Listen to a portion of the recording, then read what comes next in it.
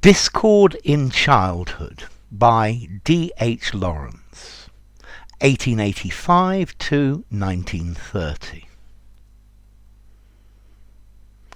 Outside the house, an ash tree hung its terrible whips, and at night, when the wind arose, the lash of the tree shrieked and slashed the wind, as a ship's weird rigging in a storm shrieks hideously.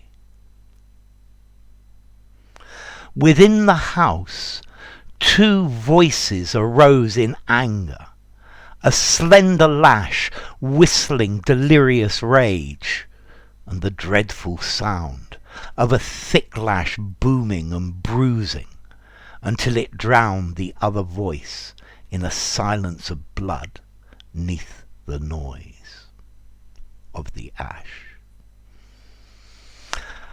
Okay, so this is a poem by D.H. Lawrence. Lawrence was the son of a Nottinghamshire miner, and he was a working class author, which made it much more difficult for him at that time. He's most famous for his novels, and he suffered various court cases about the obscenity within his books, because he talked about subjects like homosexuality and lesbianism. So, Discord in Childhood. What's this about? Well, this poem is about a childhood memory. And what is unusual about it is that this is an unhappy memory. And most poetry from this sort of age or before, it's all about the wonderful, happy, idyllic things of childhood. But this one's much closer to reality. And I think reality is Lawrence's one of his great characteristics. He's speaking about real things. He's not into this idealism and this idealistic world of how things should be. Anyway, I think the poem is about a child that is hearing its parents arguing.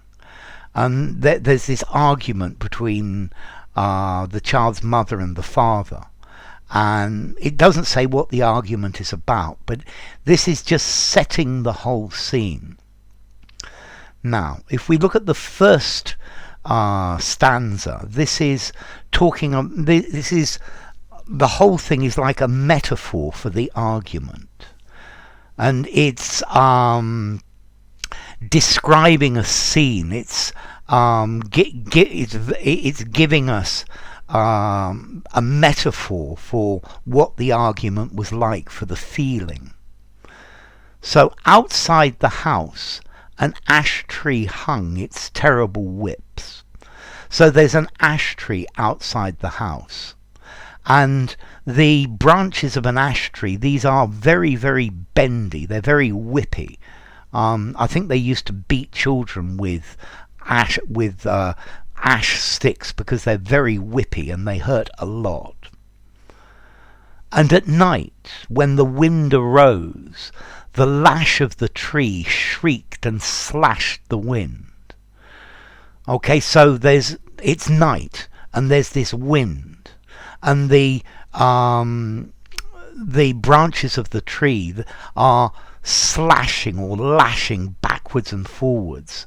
They're slashing in the wind and they're shrieking. They're making a horrible, ungodly noise. And then he then continues with a metaphor. As a ship's weird rigging in a storm shrieks hideously. So the rigging of a ship, these are the ropes that are used to hold the sails in place. And here, this is almost like a ghost ship in a storm, and the ropes on the ship, I get the feeling that some of them are loose, and they're making horrible, terrible noises. So this is just setting the scene, but this is setting the emotional scene. It's a horrible scene. It's like a horror story. There's fear in the viewer's mind. Within the house, two voices arose in anger. So inside the house there are two voices. They're two people arguing. They're angry with each other. A slender lash whistling delirious rage. Okay, so this is a thin lash, and this is the voice of the mother, and she's delirious in rage. She's mad, she's crazy in rage. And the dreadful sound of a thick lash booming and bruising. And this is the sound of the father arguing. And it's this dreadful sound that causes fear of a much thicker branch of the ash, and it's booming, boom, and it's bruising. A bruise is when you fall over or you get hit, your skin goes blue and purple. So this almost gives the idea that there's some sort of violence going on, and that maybe the mother is going to be bruised by the end of this, until it drowned the other voice in a silence of blood neath the noise.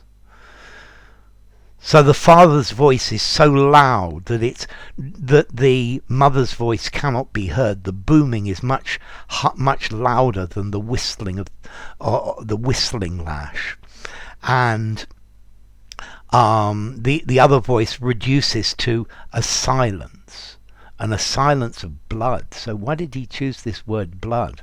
Maybe she's bleeding, we don't know.